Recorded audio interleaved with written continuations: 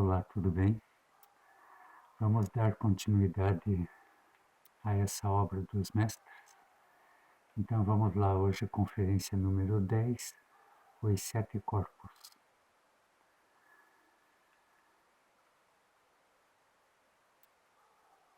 Possuímos 7 corpos.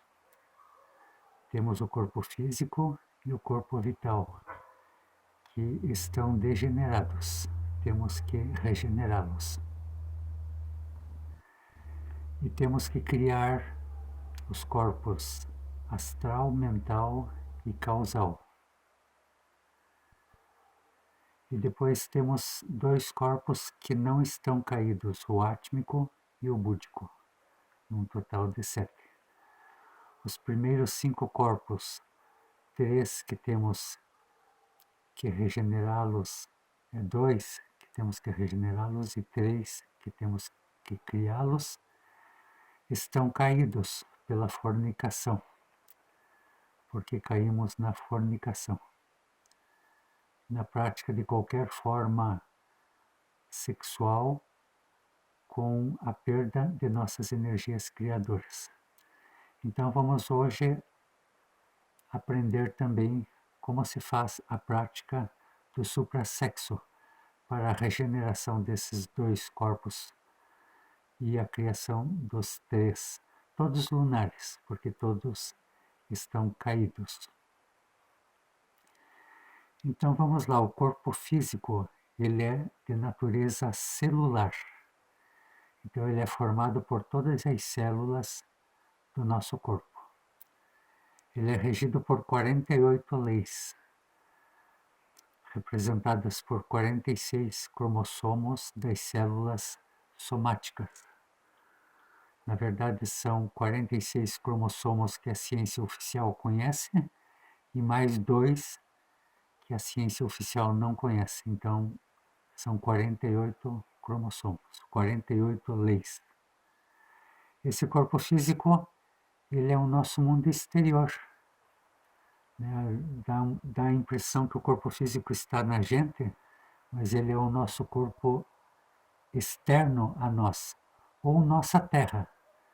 Então, chamamos também o nosso corpo físico de terra.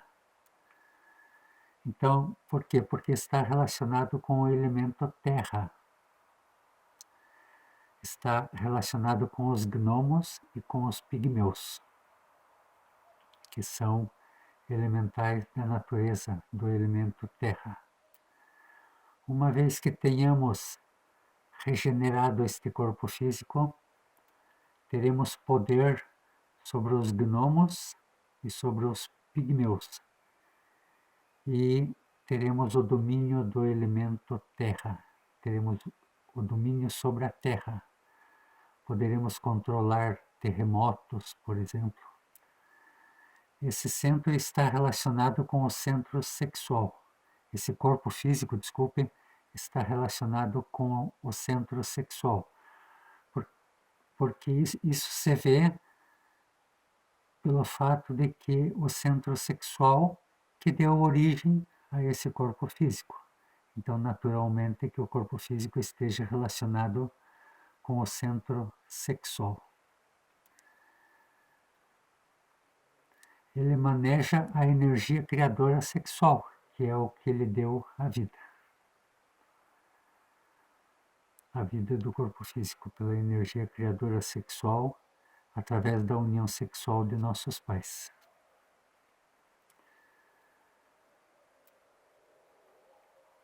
Bom, esse corpo físico, ele trabalha com o hidrogênio 48. Hidrogênios são formas de energia. Por estar relacionado com 48 leis, então é o hidrogênio 48. Então, como eu falei, se encontra na condição lunar, está degenerado pela fornicação. Então, obviamente, já possuímos esse corpo, só temos que regenerá-lo. O segundo corpo é o corpo etérico ou vital. É uma parte superior de nosso corpo físico. é de natureza etérica e está constituído por 4 éteres. O éter químico, que é o de assimilação, relacionado com a alimentação das células do corpo como um todo. Existe o éter lumínico, relacionado com as percepções sensoriais externas, através dos sentidos de percepção externa, tato, degustação, audição, etc. Existe o éter refletor, que maneja a nossa imaginação e a nossa vontade, e o éter de vida, que está relacionado com a reprodução celular ou qualquer forma de reprodução em nosso corpo. Também trabalha com o hidrogênio 48, pois como o corpo vital é uma unidade superior ao corpo físico, mas também é de natureza vital, etérica, mas também manejado por 48 leis. Então, trabalha com o hidrogênio 48 também. Maneja nossas águas. Então, o corpo vital está relacionado com as águas do corpo físico. 90% então 90% então é de corpo etérico e 10% corpo físico. Está relacionado com as ondinas e as nereidas da água. Uma vez que tenhamos regenerado este corpo vital, passaremos a dominar o universo das águas. E teremos o controle sobre essas ondas, ondinas e nereidas. Teremos poder, por exemplo, sobre os maremotos.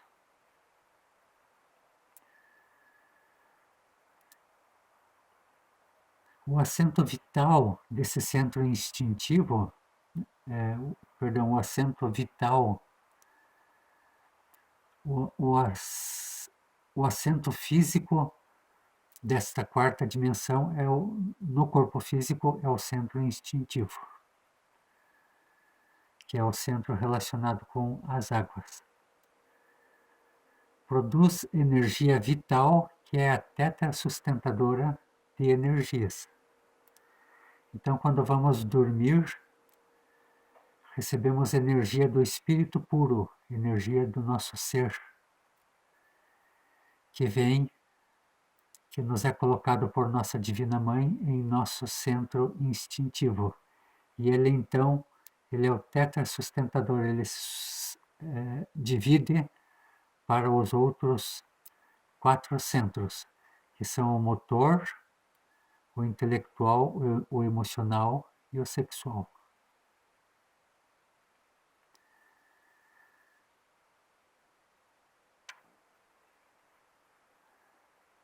Esse corpo também está em condição lunar, também temos que regenerá-lo. Também o possuímos, só temos que regenerá-lo.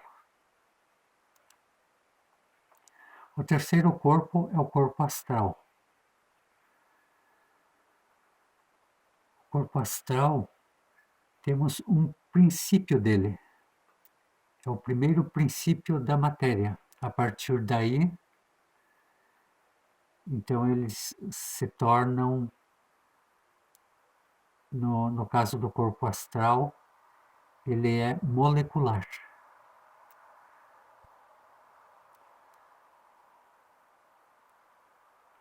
Ele é de natureza molecular. Está na quinta dimensão, é o mundo emocional. Porque temos apenas um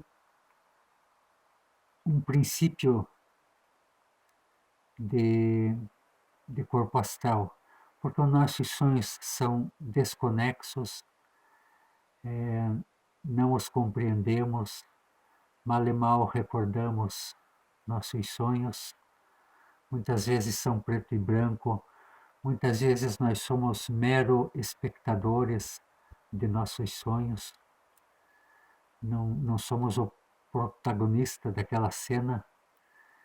Então, por isso que esse corpo astral, ele é lunar, é fantasmagórico. Ele utiliza o hidrogênio 24, porque aqui são 24 leis, é bem menos leis. Então vai se tornando mais sutil, menos denso, menos material. Então, de 48 leis, vai dividindo por 2. Corpo astral, então, 24 leis. Então, com menos leis, você pode levitar, você pode flutuar nesta dimensão. Maneja nosso fogo interior.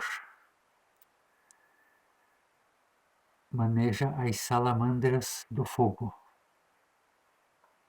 Tem como assento no corpo físico o centro emocional inferior, na altura do plexo solar do umbigo. Bom, então ele está em condição lunar e é o primeiro corpo que iremos criar através da magia sexual, da prática de alquimia. Então, o corpo astral, ele é um corpo molecular, formado por todas as moléculas de nosso universo interior. O quarto corpo é o corpo mental. Também temos um princípio. Ele é de natureza atômica,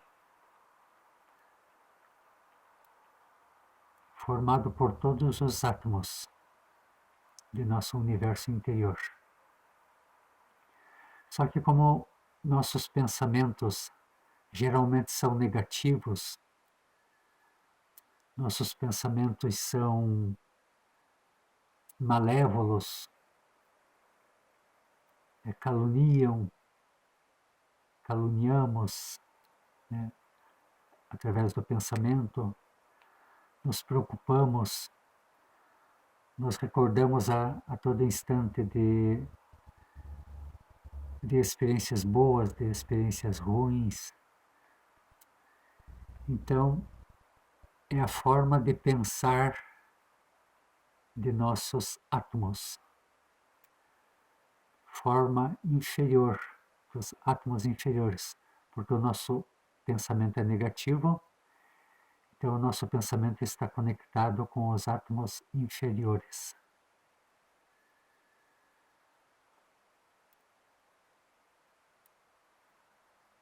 O seu alimento é o hidrogênio 12. O corpo mental, ele possui 12 leis.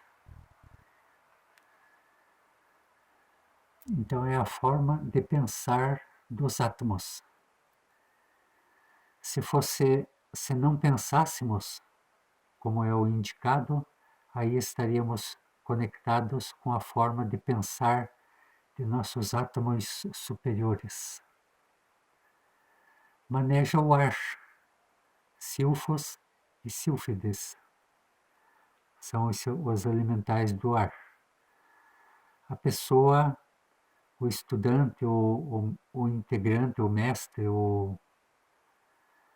que tenha criado o corpo mental, ele tem o domínio sobre o ar e sobre os elementais do ar, os silfos e as sílfides. Uma vez, uma colega nossa flagrou o coordenador do nosso grupo, um argentino, brincando com o fogo, fazendo redemoinhos com o fogo. Ela flagrou ele sem querer, não que ele quisesse se demonstrar seus poderes, mas ela flagrou ele brincando com o fogo, numa mesinha, num lugar onde ele estava. Mas aqui no caso o ar, no corpo mental, o ar. Então, no caso, ele estaria dominando as salamandras do fogo, esse coordenador. O assento no corpo físico desse corpo mental é o centro intelectual inferior, na altura do cárdias, do coração. Então está em condição lunar este corpo, também fantasmagórico. Tanto é que não temos domínio sobre o nosso pensamento. Sabemos que pensamos, sabemos que existe o pensamento, mas não temos domínio, não sabemos usar o pensamento de forma correta, que seria não pensar e escutarmos mais o nosso coração, desenvolver a intuição. O quinto corpo é o corpo causal, ou o corpo da vontade consciente. Também temos um princípio. Todos nós temos vontades. Sabemos que temos vontades, mas não temos a vontade consciente. Não temos vontade de ir para cá, vontade para cá, vontade para lá, vontade disso, vontade daquilo, mas não temos a vontade consciente. Esse corpo da vontade é de natureza eletrônica, ou seja, formado por todos os elétrons do nosso universo interior. Pertence à sexta dimensão, esse corpo causal, que é o mundo das causas naturais. É nossa alma humana. E esse corpo maneja o éter. Seu assento no corpo físico é o centro motor da coluna, na altura da laringe. Trabalha com a energia motriz. São 6 leis, então utiliza, se alimenta do hidrogênio, da energia hidrogênio 6. Então também temos que criá-lo.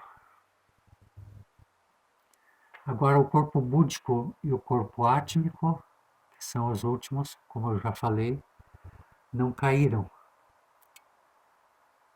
Eles continuam levantados. Já o possuímos, não teremos que criar esses corpos. O corpo búdico é o corpo da consciência. Ele está em condição solar.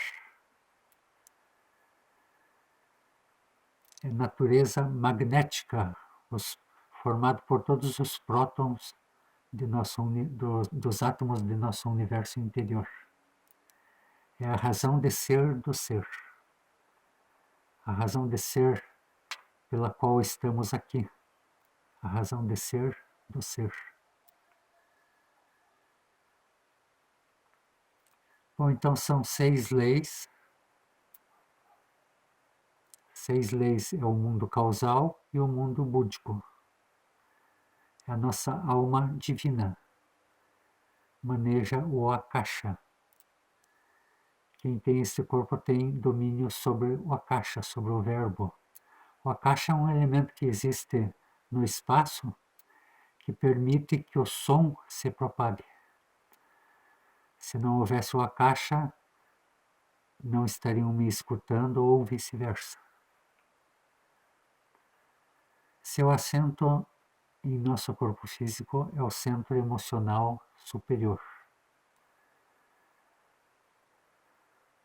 na altura da glândula, na altura do entreceio, fica lá na glândula pituitária, na parte posterior, na parte inferior do cérebro.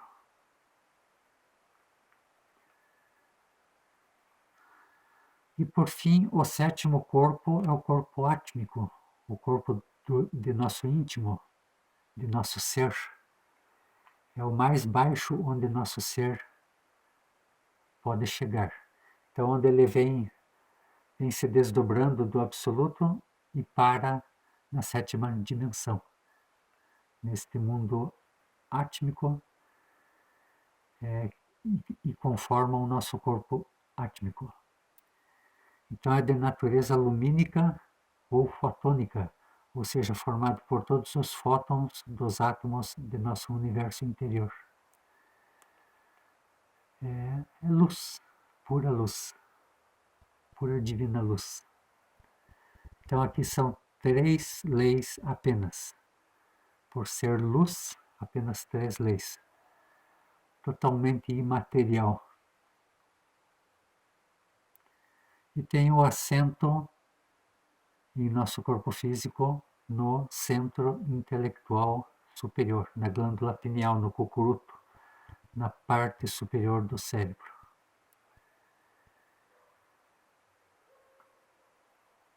Bom, o nosso ser ele vem do mundo do espírito, vem do absoluto e vem parar então na 7ª dimensão. E agora como se fabrica, como se regenera os 2 corpos primeiros e como se fabrica os outros 3. Vamos dar a prática. É a prática da coluna da arte, a magia sexual, a alquimia sexual, o suprassexo. Vamos criar então, regenerar os 2 primeiros e criar os corpos existenciais do ser, astral, mental e causal. Outrora essa prática era muito secreta, então era só dada para estudantes muito avançados. Mas hoje, devido às circunstâncias, devido a que a humanidade está no princípio do seu fim, a nossa humanidade, irá brevemente padecer de terríveis catástrofes que já vêm acontecendo, verdadeiros dilúvios na Europa, na América do Norte, devido ao calor intenso, lá é verão agora. Aqui teve essa onda de frio extrema, foi chamada de o frio do século. Então lá no norte tem havido já dilúvios gigantescos. Então, devido a essa pressa que a humanidade está nos seus fins, é que os mestres nos colocaram esta prática já rapidinho, já na conferência número 10, já explanamos, né, um pouco desta prática já lá no começo. Então hoje vamos falar detalhadamente como que fazemos esta prática. Então temos que ter um cônjuge estável. Já vimos que essa prática só funciona com homem e mulher, polos positivo e negativo.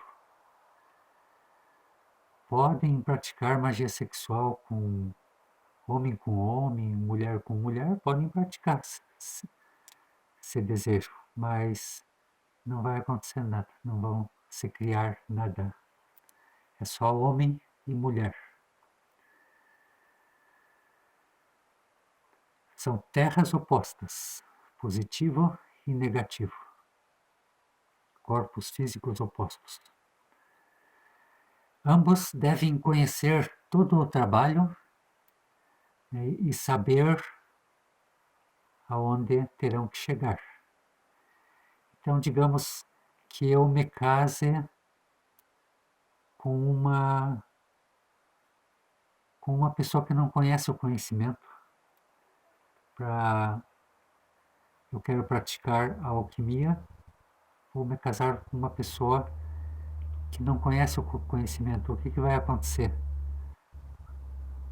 Na primeira dificuldade que surja, acontece como acontece com os casais normais, por aí já trocam de parceiros.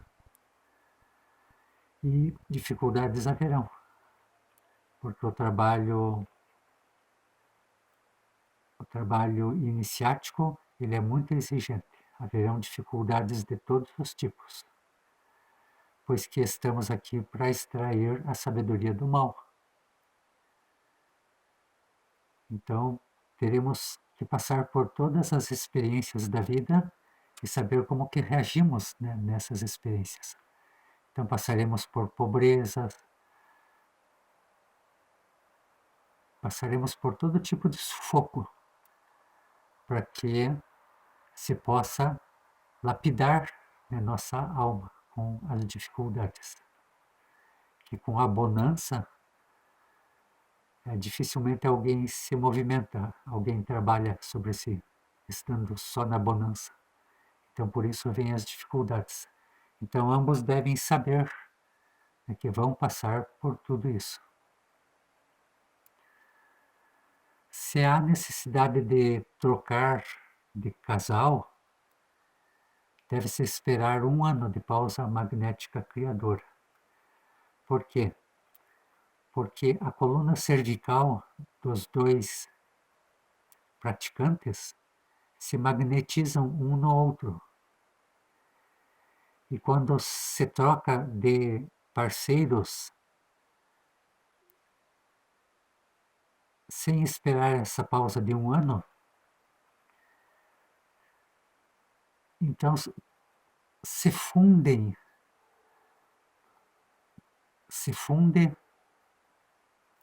o Nadi Chitra, que está no interior da coluna vertebral, que é por onde sobe a energia sexual. E aí a pessoa fica impossibilitada de chegar à autorrealização. Em outros termos, isso se chama adultério. A troca de casais é adultério e é um delito gravíssimo, e por isso mesmo se queimam esses condutos, esse nadshitra, e a pessoa não conseguirá mais sua autorrealização nessa existência, né? Bem falado, nessa existência. Então temos que valorizar o cônjuge, pois que com ele vamos realizar o verdadeiro amor. Então aquela expressão que a gente conhece, fazer amor, só que a gente usa vulgarmente fazer amor. Mas na verdade fazer amor é algo muito exigente. Criar o amor. Pois que só com amor iremos para o absoluto, que é a lei do amor. Uma obra de amor se alimenta com amor. Temos que valorizar a energia criadora sexual. Iremos compreender que é a própria Mãe Divina. No nosso sêmen existe a entidade do sêmen, o ens seminis, que é a nossa Mãe Divina. E quando jogamos fora a nossa energia sexual, estamos perdendo força, estamos perdendo vigor, estamos perdendo o anelo de conseguirmos esse nosso objetivo, a autorrealização.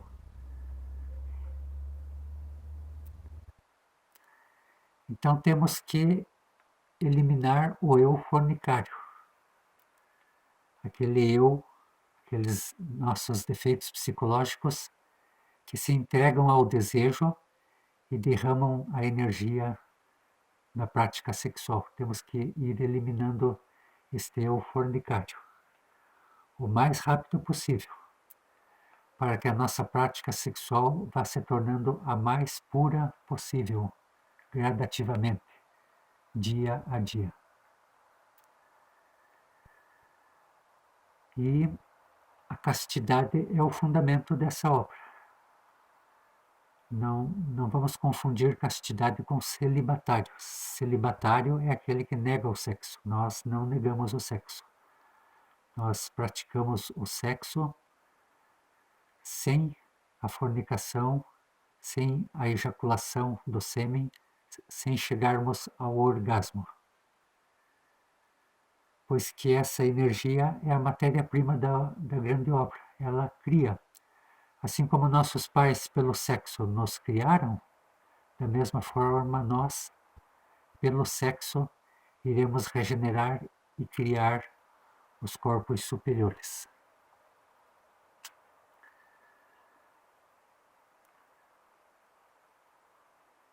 O fogo sexual Kundalini, o fogo do Kundalini, ele só acende com amor.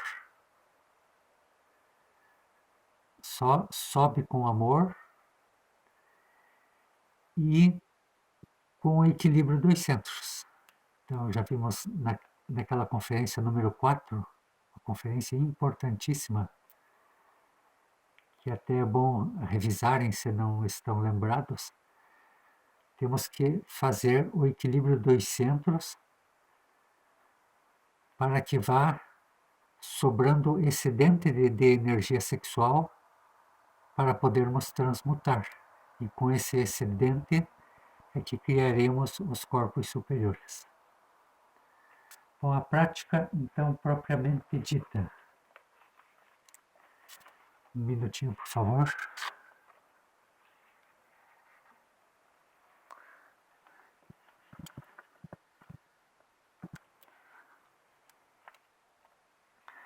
Primeiramente, vamos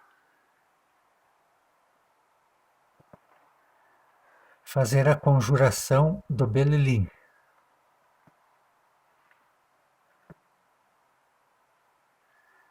Primeiramente, a conjuração do Belilim, para nos protegermos, limparmos o ambiente. Daí o círculo mágico, e aí fazemos uma petição,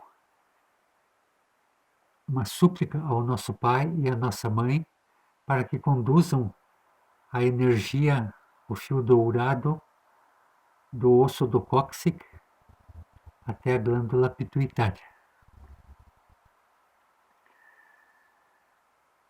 Daí, o casal já desnudo naturalmente começa com as carícias, também chamado de carezza pelos italianos, que é para acender o fogo, para que o homem tenha uma perfeita ereção e a mulher uma perfeita lubrificação de sua ione feminina, seu órgão sexual feminino. Daí, feito isso, passa-se para a conexão propriamente dita. Então é uma prática sexual igual a que todos conhecemos. União sexual homem-mulher, todo mundo sabe fazer. Só que com esse gigantesco diferencial, que é a de não perdermos, não derramarmos nossa energia sexual jamais. Então pode haver suaves movimentos entre o casal, mas sem, contudo, o intuito de derramar sua energia. Aí começa-se o processo respiratório. O processo respiratório consiste de 3 partes. Inalação profunda,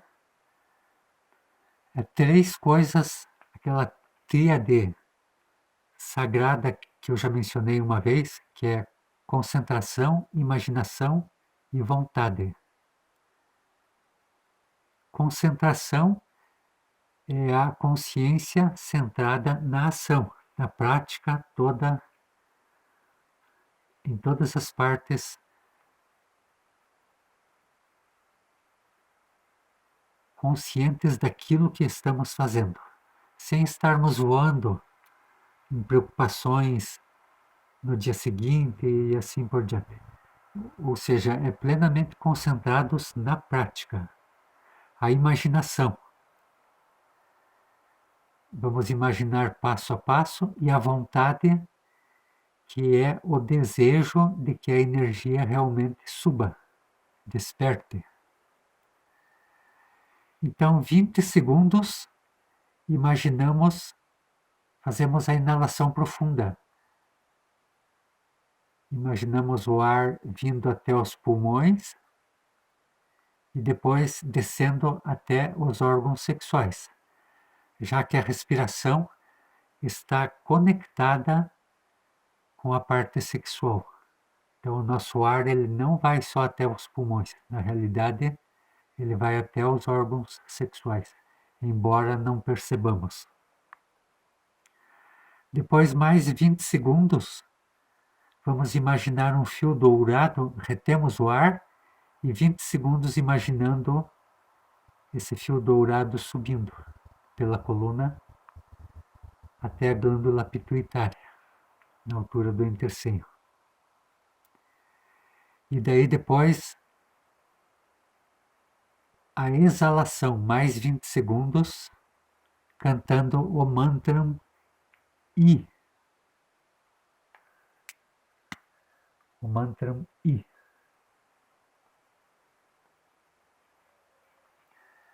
Então, respira-se 20 segundos, retém 20 segundos, e daí a exalação. E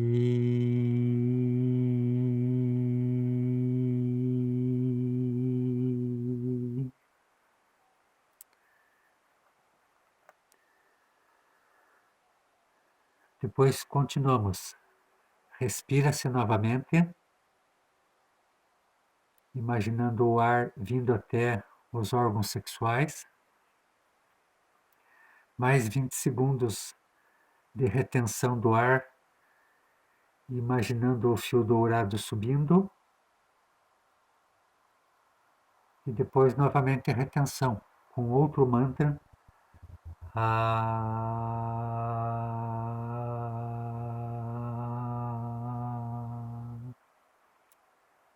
E respira-se novamente. 20 segundos ou quanto tempo cada um aguente. 5 segundos, 10. Pode-se começar com pouco e ir ampliando. Respira-se. Retém, imaginando o fio dourado. E o terceiro mantra.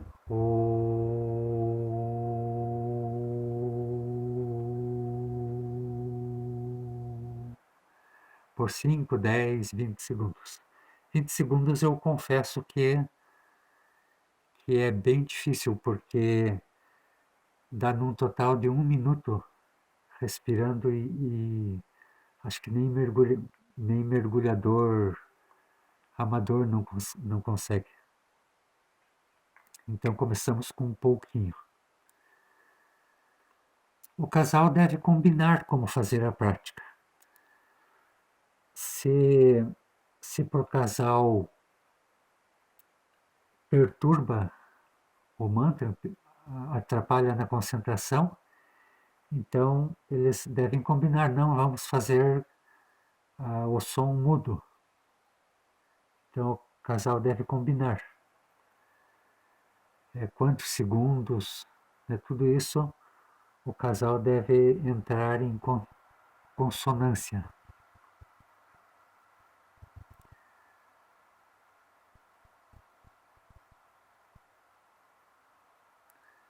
A imaginação para o sábio é ver e criar. Então, quando estamos imaginando o fio dourado subindo, então, e essa imaginação é consciente porque estamos concentrados naquilo, então realmente está criando. Então é uma imaginação criadora. Não é uma imaginação mecânica, é uma imaginação criadora. É imaginação da consciência, porque não é o ego que está fazendo a prática, é os 3% de consciência que temos livre que estão fazendo a prática. Isso é apenas um ciclo. IAO é apenas um ciclo. Terminado o O, começa-se novamente outro ciclo. E depois mais outro, e mais outro. E o casal fica ali unido sexualmente. Também pode-se combinar quanto tempo. Meia hora, 1 hora, 2 horas, sem jamais chegarmos ao orgasmo, se, se está havendo perigo de caída. Caída sexual é de chegar ao orgasmo. Se está havendo o perigo de caída, então um toca no outro e dá um sinal, né?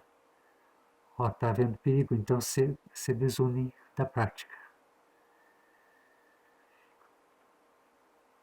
As condições do quarto devem ser um quarto bem arejado, limpo, asseado, pode ter uma vela, um vaso de flor. O quarto para a prática de magia sexual é um verdadeiro altar. Nesse quarto não devem participar outras pessoas, é só o casal. O colchão que o casal usa deve ser um colchão novo, jamais um colchão onde algum casal já tenha fornicado antes. Então, praticar a alquimia sexual em quartos de hotéis, nem pensar.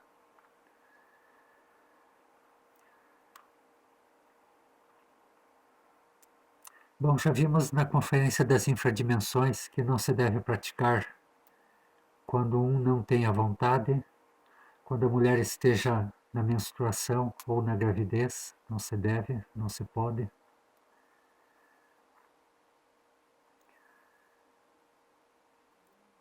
Depois da prática da alquimia sexual, se desejam tomar banho, deve esperar 2 horas antes do banho. 2 horas após, no mínimo 2 horas após a prática da alquimia. Porque como estamos trabalhando com o fogo na coluna, então por mais quente que possa ser a água do banho, ela é fria perante o fogo. E vai acontecer aquele mesmo caso, aquele fiozinho, o nadshita, que tem dentro da coluna pode se queimar, impossibilitando a pessoa de chegar à autorrealização. Mesma coisa acontece com casais que copulam dentro d'água. Eles acabarão na impotência, porque é a água apagando o fogo, queimando os canais, e o resultado é a impotência. Quem pratica sexo dentro da água se tornará impotente.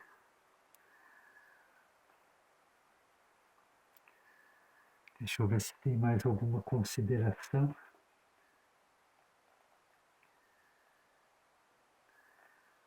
A prática, ela se fará apenas uma vez por noite,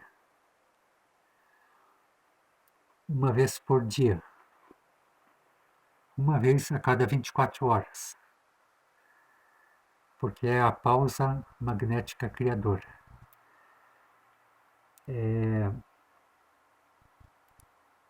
Cada dia é uma glândula sexual que trabalha. Então, num dia trabalha a glândula da direita, no outro dia a glândula da esquerda. E é a cada 20 horas que essa glândula estará propícia novamente para o trabalho.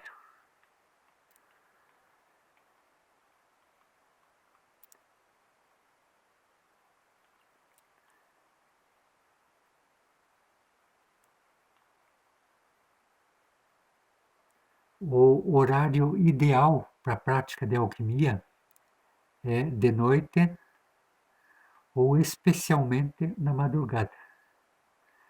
Então, das 4 horas para diante da madrugada são os momentos ideais para a prática, quando a atmosfera está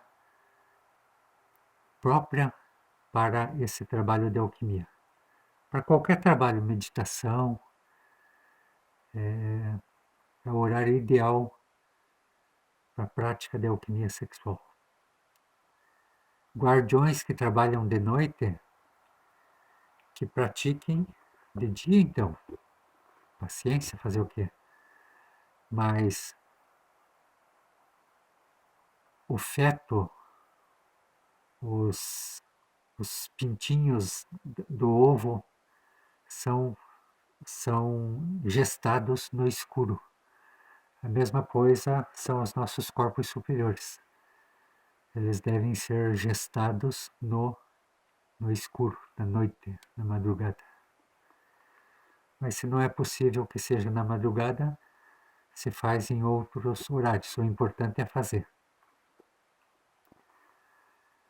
Tem obras do mestre Samael que ele diz que devemos trabalhar intensamente.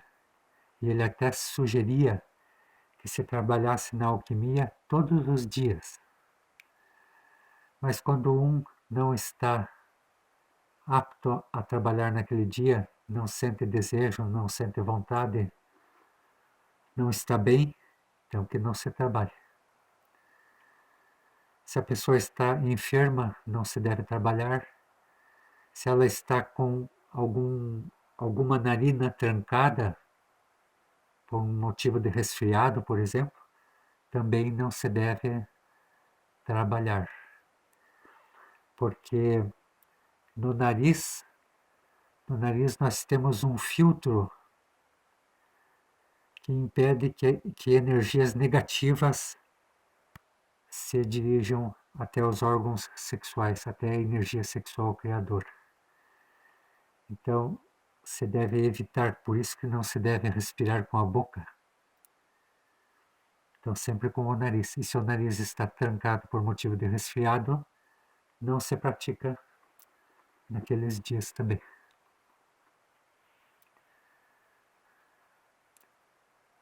Então, existem duas práticas de alquimia sexual. Uma com sucesso, que é quando o casal se deseja retirar sem ter chegado ao perigo de ter espasmo. E outra prática é que não foi bem sucedida, que um dos dois teve o perigo de cair em fornicação e tiveram que se retirar às pressas. Então aí o casal se separa rapidamente, se coloca deitado de barriga para cima e fazendo respirações profundas com o nariz, sempre com o nariz. Retém o ar, respira profundamente, retém o ar e fica segurando o ar o mais tempo possível. E daí aquele perigo de ter a perda da energia, ele vai se desfazendo. Deixa eu ver mais alguma coisa.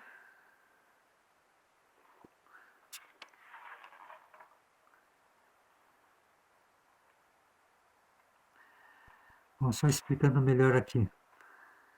As glândulas trabalham alternadamente, uma por noite. Então é necessário deixar passar um tempo mínimo de 20 horas para que comece a trabalhar a outra, ou seja, já no outro dia, na outra noite. Cada indivíduo, o homem, ele deve se concentrar em seu corpo, em suas glândulas sexuais. Se ele se concentra na mulher, se o homem se concentra na mulher, ou vice-versa, então haverá perigo de caída sexual também.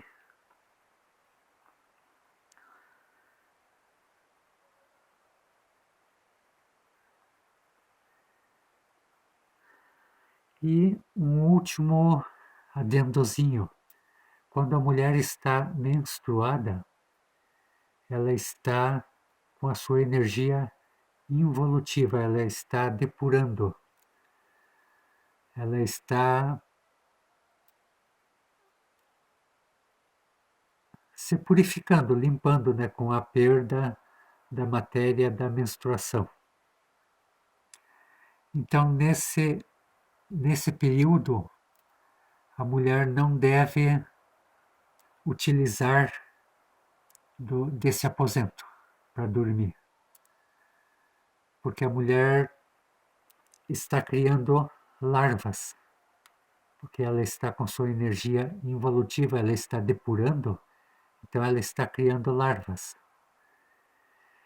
E se o homem e a mulher menstruada eles se beijam, por exemplo, eles estão revivendo eus psicológicos que já havíamos eliminado anteriormente.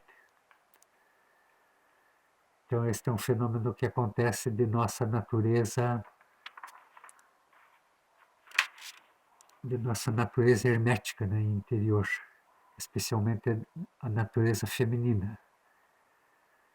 Então, temos que respeitar esse período de menstruação. Claro que deve haver um carinho entre o casal, pode haver beijos carinhosos, mas não beijos sexuais, porque aí estaremos revivendo eus que já havíamos eliminado.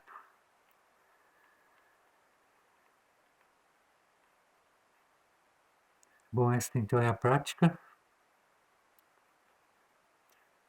Convido a todos a que comecemos a praticar, porque o nosso tempo ele está curto e logo, infelizmente, virão as tragédias para toda a nossa humanidade. Como eu falei, já está havendo verdadeiros dilúvios, né, no hemisfério norte, devido a altas temperaturas. Não podemos mais perder o nosso tempo. Um abraço a todos, até mais.